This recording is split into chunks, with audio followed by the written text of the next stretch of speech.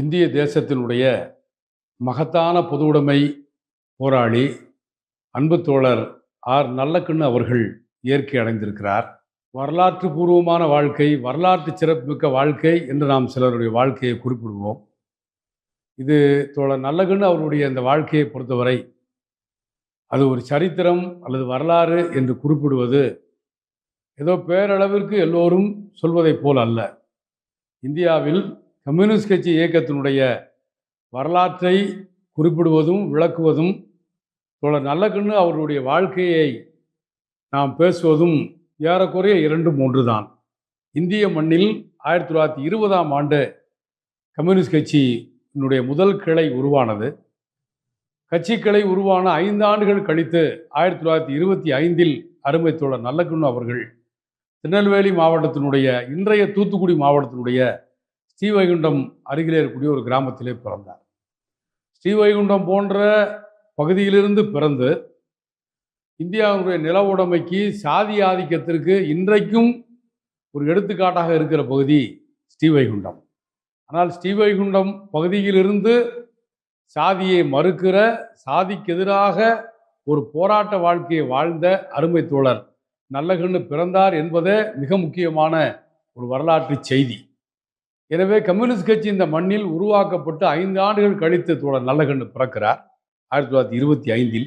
20 ஆண்டுகளில் அவருடைய வயது 20ஐ தொடுகிற போது ஏறத்தாழ 1940களில் அவருடைய இளம் வயதில் அவர் விடுதலை போராட்ட வீரராக மட்டுமல்ல, விடுதலை போராட்டத்தில் ஈடுபட்டதின் விளைவாகவே கம்யூனிஸ்ட் கட்சியை தேர்வு செய்ய வேண்டிய அவசியம் அவருக்கு ஏற்படுகிறது. தோழர் நல்லக்கண்ணு அவருடைய வாழ்க்கை நமக்கு எதை போதிக்கிறது என்று கேட்டால், அது ஒரு போற்றத்தக்க வாழ்க்கை, கொண்டாடத்தக்க வாழ்க்கை, பின்பற்றத்தக்க வாழ்க்கை என்பதோடு மட்டுமல்லாமல், எப்படி நல்லக்கண்ணு அவர்களால் இப்படி வாழ முடிந்தது என்கிற மிக முக்கியமான கேள்வியை நாம் எழுப்ப வேண்டும். 20 ஆண்டுகளில் அவருக்கு 20 வயது இருக்கிற போது விடுதலை போராட்டத்தில் தீவிரமாக பங்கேற்கிறார். அது அவரை கம்யூனிஸ்ட் பேரியக்கத்தின் பக்கம் வந்து நிறுத்துகிறது. நாட்டில் நிறைய கட்சிகள் விடுதலைக்காக அன்று இருந்த கட்சிகளில் காங்கிரஸ் கட்சி, முஸ்லீம் லீக், கம்யூனிஸ்ட் கட்சி இப்படியான இயக்கங்கள் எல்லாம் தேச விடுதலைக்காக போராடி கொண்டிருந்தாலும் கூட பிரிட்டிஷ் அரசு கம்யூனிஸ்ட் கட்சியைத்தான் தடை செய்தது. 1930களில் தடை செய்த கம்யூனிஸ்ட் கட்சி மீதான தடையை 1942இல் வெள்ளையனே வெளியேறு இயக்கம் நடைபெறுகிற காலம் வரை கம்யூனிஸ்ட் கட்சி தடை செய்யப்பட்டிருந்தது. தடை செய்யப்பட்டிருக்கிறது என்று சொன்னால், அன்றைக்கு இருந்த கம்யூனிஸ்டுகள் எல்லோருமே காங்கிரஸ் கட்சிக்குள்ளே காங்கிரஸ் சோசியலிஸ்ட் கட்சி என்கிற பேரில் அவர்கள் இயங்கினார்கள். தீவிரமான போராட்டங்களை முன்னெடுத்தார்கள், சிறை சென்றார்கள். இப்படியான ஒரு தியாக வாழ்க்கையை அவர்கள் வாழ்ந்ததை பார்க்கிறோம். பிரிட்டிஷ் அரசு காங்கிரஸாரையும் கைது செய்தது, கம்யூனிஸ்டுகளையும் கைது செய்தது. ஆனால் கம்யூனிஸ்டுகளை அது மிக கொடூரமாக சிறையில் நடத்தியது என்பதற்குத்தான் உதாரணங்கள் முழுவதும் நாம் சொல்ல முடியும். இந்தியாவில் இருக்கக்கூடிய ஏறக்குறைய எல்லா நகரங்களின் பேரிலும் சதி வழக்கு. தமிழ்நாட்டை கூட எடுத்துக்கொண்டால் சென்னை சதி வழக்கு, கோவை சதி வழக்கு, மதுரை சதி வழக்கு, தூத்துக்குடி சதி வழக்கு, நெல்லை சதி வழக்கு என்று எல்லா ராமநாதபுரம் சதி வழக்கு என்று எல்லா பெயர்களிலும் அனைத்து நகரங்களின் பேரிலும் சதி வழக்குகள். இந்த சதி வழக்குகள் ஒவ்வொன்றும் கம்யூனிஸ்டுகள் மீது போடப்பட்ட சதி வழக்குகள். ஒரு சதி வழக்கு என்று சொன்னால் அதில் தோழர் நல்லக்கண்ணு கைது செய்யப்பட்டிருப்பார், தோழர் சங்கரையா கைது செய்யப்பட்டிருப்பார். இது கம்யூனிஸ்ட் கட்சியினுடைய மகத்தான தலைவர்கள் கூட்டம் கூட்டமாக கைது செய்யப்பட்டு மிக கொடூரமான சிறை கொடுமையை அவர்கள் எதிர்கொண்டார்கள் என்று நாம் பார்க்கிறோம். அப்படிப்பட்ட ஒரு 8 ஆண்டு கால தோழர் நல்லக்கண்ணு அவருடைய வாழ்க்கையில் 8 ஆண்டு காலம் சிறை வாழ்க்கை.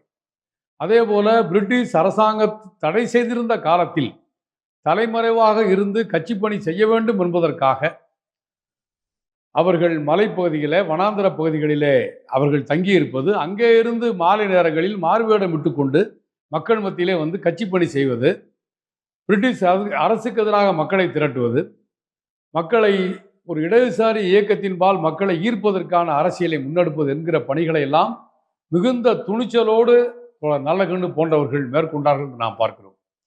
இப்படிப்பட்ட ஒரு சூழல் எத்தனையோ அரசியல் மாற்றங்கள் நிகழ்ந்து கொண்டே இருக்கிறது. வரலாற்றினுடைய ஓட்டத்தில் பிரிட்டிஷ் அரசு தடை செய்கிறது, பிரிட்டிஷ் அரசுக்கு எதிரான தீவிர போராட்டங்கள் நடைபெறுகிறது, உலக பெரும்பஞ்சம் வருகிறது, இந்தியாவில் மிக கொடூரமான பஞ்சம் வருகிறது, உணவுக்கு ஒரு சிறு அளவு கூட உணவு கிடைக்காத அளவுக்கு பஞ்சம் நேர்கிறது. இந்த பஞ்சம் நேருகிற போதெல்லாம் வேறு பல கட்சிகளைப் போல் கம்யூனிஸ்ட் கட்சி இருக்கவில்லை. நல்லக்கண்ணு அவருடைய வாழ்க்கையில் மிக முக்கியமான அவருடைய வாழ்க்கையில் நடைபெற்ற போராட்டங்களில் ஒன்று. அன்றைக்கு நல்லக்கண்ணு தோழருடைய வாழ்க்கையில் மட்டுமல்ல, அன்றைக்கு கம்யூனிஸ்டுகள் மக்களுக்கு அரிசி போன்ற, கோதுமை போன்ற அடிப்படை பொருட்கள், உணவுப் பொருட்கள் கிடைக்காமல் உணவின்றி மக்கள் மடிகிறார்கள். கையிலே பணம் இருப்பவர்கள் கூட உணவுப் பொருளை வாங்க முடியவில்லை. காரணம், உணவுப் பொருளை எல்லாம் கடத்தல்காரர்கள், உணவு கடத்தல்காரர்கள் மூட்டை மூட்டையாக அவர்கள் கடத்தி வைத்திருந்த, பதுக்கி வைத்திருந்த ஒரு காலம் இருந்தது. அப்படிப்பட்ட நேரங்களில் கம்யூனிஸ்டுகள் இந்த இடத்திலே இந்த முதலாளி, இந்த நில உடைமையாளர் இத்தனை மூட்டை நெல்லை, இத்தனை மூட்டை கோதுமையை அவர் பதுக்கி வைத்திருக்கிறார் என்று அரசுக்கு தகவல் சொல்வார்கள். காவல்துறைக்கு, இன்ன பிற துறைக்கு தகவல் தெரிவிப்பார்கள். சில நேரங்களில் அரசு நடவடிக்கை எடுத்து பதுக்கி வைக்கப்பட்ட பொருளை மீட்டு மக்களுக்கு விநியோகம் செய்வார்கள். ஆனால் பல இடங்களில் பதுக்கல்காரர்களோடு அதிகாரிகள் துணை சேர்ந்து கொண்டு இந்த பதுக்கலை அவர்கள் எடுக்க வரமாட்டார்கள். பதுக்கல்காரர் மீது நடவடிக்கை மேற்கொள்ள மாட்டார்கள். அவ்வாறான நேரத்தில் இந்தியாவில் பலருக்கு தெரியாது, நான் சொல்கிறேன், நல்லக்கண்ணு போன்ற தோழர்கள், சங்கரையா போன்ற தோழர்கள், கம்யூனிஸ்ட் கட்சியின் ஆயிரமான களப்பணியாளர்கள் அவ்வாறு பதுக்கி வைக்கப்படக்கூடிய நெல் மூட்டைகளை ஆயிரக்கணக்கான, நூற்றுக்கணக்கான மக்களை திரட்டி அவர்களே அந்த இடத்தில் அந்த குடோனை உடைத்து நெல் மூட்டைகளை, அரிசி மூட்டைகளை, பருப்பு மூட்டைகளை எடுத்து அதற்கான நியாயமான தொகையை அங்கே வைத்துவிட்டு, இது திருடுவது அல்ல, முதலாளி வைத்திருக்கிற பதுக்கல் செய்து வைத்திருக்கக்கூடிய நெல்லை, அரிசியை, பருப்பு போன்ற தானியங்களை எடுத்துக்கொண்டு அதற்கு ஈடான தொகையை அங்கே வைத்துவிட்டு கட்சியின் சார்பிலே பொதுமக்களுக்கு விநியோகிக்கிற பணிகள் நடைபெற்றது. மக்களின் துன்ப துயரங்களில் அப்படி இடையறாமல் பங்கெடுத்த ஒரு இயக்கம் தான் கம்யூனிஸ்ட் பேர் இயக்கம். அந்த இயக்கத்தின் ஒரு இடைவிடாத ஒரு நெருக்கமான உறவோடு தோழர் நல்லக்கண்ணு போன்றவர்கள், சங்கரையா போன்றவர்கள் இருந்த காரணத்தினால், ஆகவேதான் நான் குறிப்பிட்டேன், இவருடைய வாழ்க்கை என்பது ஒரு வரலாறு என்று நாம் குறிப்பிடுவோம். இது தனி மனித வரலாறு அல்ல, ஒரு இயக்கத்தினுடைய வரலாறு. இன்னும் சொல்ல போனால் தேசத்தினுடைய வரலாறு என்று நாம் இந்த வரலாற்றை எல்லாம் பார்க்க வேண்டிய அவசியம் இருக்கிறது. பொதுமக்களினுடைய நலனில் அவர்கள் மிகப்பெரிய அக்கறை கொண்டிருந்தார்கள். நான் அருமை தோழர் சங்கரையா அவர்களோடு ஒரு முறை விருதுநகர் ரயில் நிலையத்தில் அமர்ந்திருந்தேன். எனக்கு மிகுந்த, இப்போது நினைத்து பார்த்தால் கூட எனக்கு ஆச்சரியமாக இருக்கும் தோழர் சங்கரையா அவர்களுடைய அந்த நடவடிக்கையை குறித்து. 8 மணி 8:30 மணி இருக்கும். அவருக்கு வர வேண்டிய ரயில் வருவதற்கு இன்னும் அரை மணி நேரம் இருக்கிறது. அரை மணி நேரமும் தோழர் சங்கரையா பேசிக்கொண்டே இருந்தார்.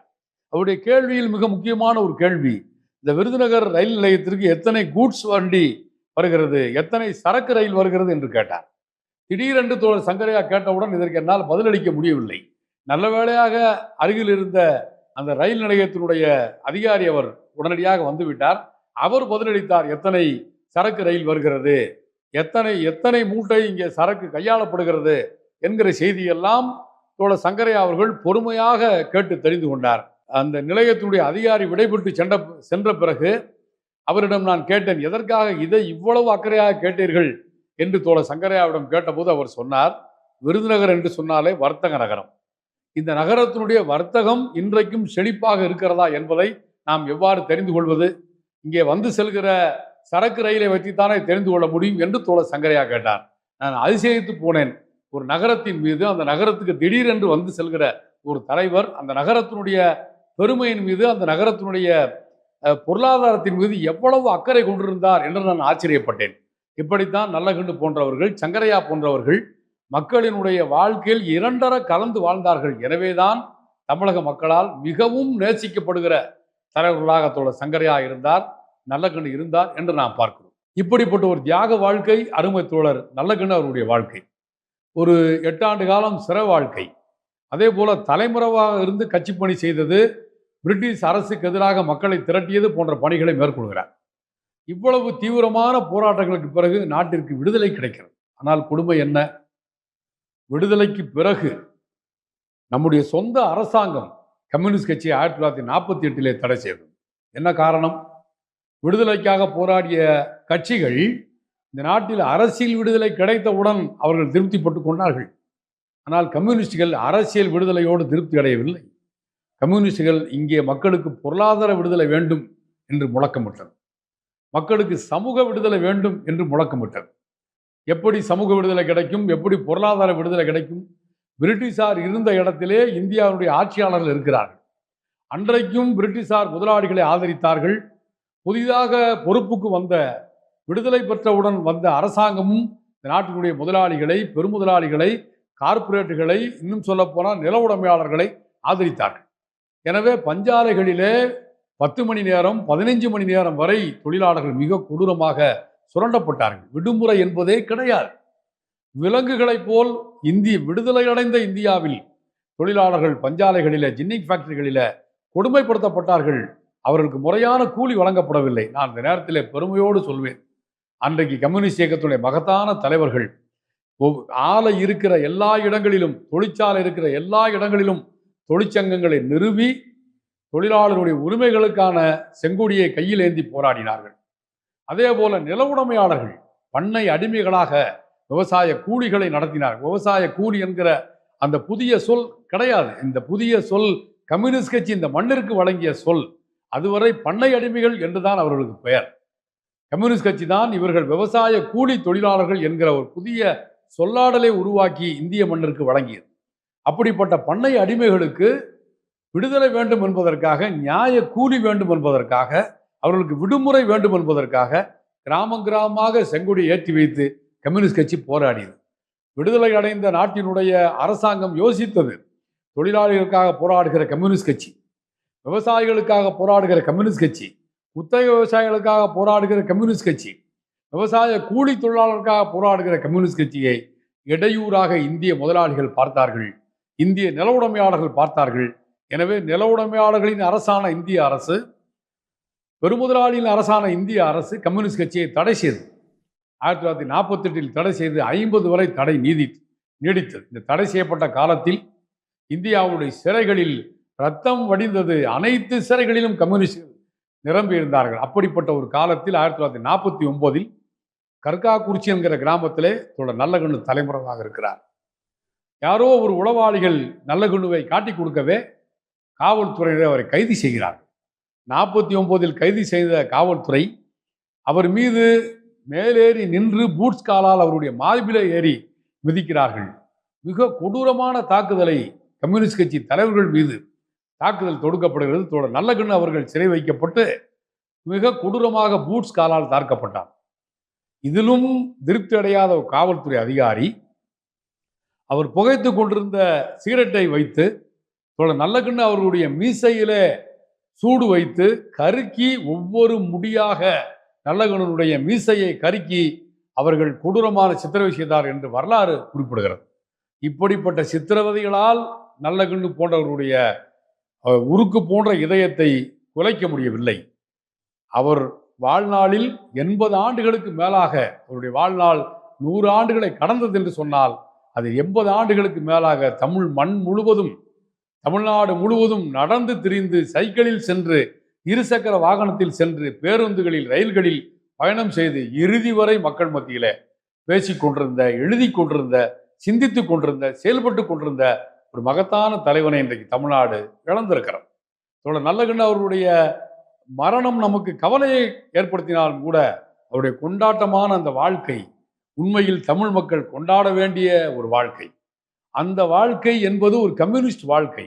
இந்த கம்யூனிஸ்ட் வாழ்க்கை அர்த்தமிழந்து போய்விடக்கூடாது என்று சொன்னால் தமிழ்நாட்டு இளைஞர்கள் நல்லகண்ணுவை போல் வாழ வேண்டும், சங்கரையாவை போல் வாழ வேண்டும். ஏதோ ஒரு செய்தி அல்ல, சங்கரையாவுடைய வாழ்க்கையோ நல்லகண்ணருடைய வாழ்க்கையோ ஏதோ கடந்து போகிற ஒரு செய்தி அல்ல. எப்படி இந்த மனிதர்களால் இவ்வளவு ஈடுபாட்டோடு வாழ முடிந்தது? எல்லோரும் அரசியல் என்று சொன்னால் அது பிழைப்பு, அரசியல் என்று சொன்னால் தலைமுறை தலைமுறையாக பணம் சேர்ப்பது என்றுதான் இன்றைக்கு புரிந்து கொள்ளப்பட்டிருக்கிறது. ஒரு கவுன்சிலராக இருப்பவர் 5 தலைமுறைக்கு சொத்து சேர்க்கிறார். ஒரு ஊராட்சி ஒன்றியத்தினுடைய பெருந்தலைவர் அல்லது ஒரு கிராமத்தினுடைய ஊராட்சி மன்ற தலைவர் இன்றைக்கு கார்களிலே பறக்கிற ஒரு காலத்தில் நான் பெருமையோடு சொல்வேன், இந்த நிமிடம் வரை நல்லகண்ணு அவர்களுக்கு சொந்த வீடு இல்லை, சொந்தமாக ஒரு கார் இல்லை என்பதுதான் உண்மை. அவருக்கு தமிழக அரசு கடந்த ஆண்டு தகைசால் தமிழர் விருது கொடுத்தது. 10 லட்சம் ரூபாய் தொகையை வழங்கினார்கள். நல்லகண்ணு அவர்கள் அதற்கு மேல் தன்னுடைய சொந்த பணம் 5000 ரூபாயை சேர்த்து 10,05,000 ரூபாயை தமிழக மாணவர்களின் கல்விக்காக முதலமைச்சர் நிதிக்கே திருப்பி அனுப்பினார் என்பது வரலாறு. எனவே கம்யூனிஸ்டுகள் தங்களுடைய வாழ்க்கையை மக்களுக்காக வாழ்கிறவர்கள். மக்களுடைய வாழ்க்கை வேறு, கம்யூனிஸ்டுகளுடைய வாழ்க்கை வேறல்ல. இவர்கள் பணத்திலிருந்து தூரம் நின்றவர்கள், பதவிகளிலிருந்து தூரம் நின்றவர்கள். ஒரு அறம் சார்ந்த ஒரு வாழ்க்கையை மக்களுக்கு வழங்கியிருக்கிறார்கள். நான் கேட்டுக்கொள்ள விரும்புவதெல்லாம், தோழர் நல்லகண்ணு அவருடைய அறம் சார்ந்த வாழ்க்கை என்பது வெறும் பேசுவதற்கு அல்ல, அது பின்பற்றத்தக்கது. தமிழ்நாட்டுடைய இளைஞர்கள் நல்லகண்ணு அவருடைய வாழ்க்கையை பின்பற்ற வேண்டும். நல்லகண்ணுவை போல் வாழ வேண்டும். பலரை நாம் உதாரணத்துக்கு குறிப்பிடுகிறோம். இவர் பெரிய காந்தியா, இவர் பெரிய காமராஜரா என்றெல்லாம் பலர் தமிழ்நாட்டில் பேசிக் கொண்டிருக்கிறார்கள். நான் என் காதுபட கேட்டிருக்கிறேன், இவர் பெரிய நல்லகண்ணுவா என்று சாதாரண மக்கள் பேசுகிற அந்த மொழியை கேட்டு நான் மகிழ்ந்திருக்கிறேன். எனவே நல்லகண்ணுவை போல் எல்லாரும் வாழ முடியும். காரணம், மக்கள் மீது அக்கறையும் நேர்மையும் அறமும் இருந்தால் நல்லகண்ணுவை போல் வாழ முடியும். தமிழக இளைஞர்கள் நல்லகண்ணு அவர்களை தன்னுடைய வாழ்க்கை முன்மாதிரியாக ஏற்று அவரை போல் வாழ வேண்டும் என்று இந்த நேரத்தில் கேட்டுக்கொள்கிறேன். நன்றி.